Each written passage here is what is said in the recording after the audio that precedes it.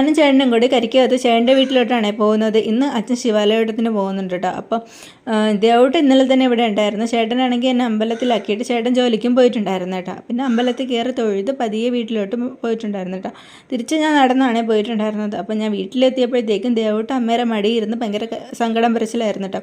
അപ്പോൾ അവനെ അമ്പലത്തിൽ കൊണ്ട് പോയില്ല എന്നൊക്കെ പറഞ്ഞാണ് അവൻ കരയി സങ്കടപ്പെടുന്നത് കേട്ടോ. പിന്നെ എന്നെ കണ്ടപ്പോൾ അവൻ്റെ സങ്കടവും കാര്യങ്ങളൊക്കെ മാറി.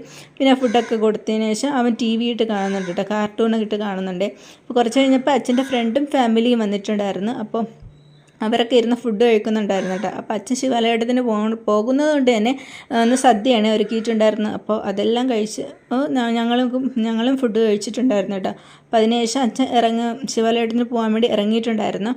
അപ്പോൾ ഇവിടെ നിന്ന് തമിഴ്നാട്ടിലെ 12 ശിവക്ഷേത്രങ്ങളിൽ നടന്ന് പോയി തൊഴുകയാണ് കേട്ടോ ചെയ്യുന്നത്. ഇവിടെ നിന്ന് ആദ്യത്തെ ശിവക്ഷേത്രം വരെ അച്ഛൻ വണ്ടിയിൽ പോവും. അവിടെ നിന്ന് നടന്നായിരിക്കും പോകുന്നത്. ഇവിടെ നിന്ന് കുറച്ച് ആൾക്കാരും കൂടി ഉണ്ട് കേട്ടോ കൂട്ടിന്. അപ്പോൾ ഇന്നത്തെ വീഡിയോ ഇത്രയേ ഉള്ളൂ.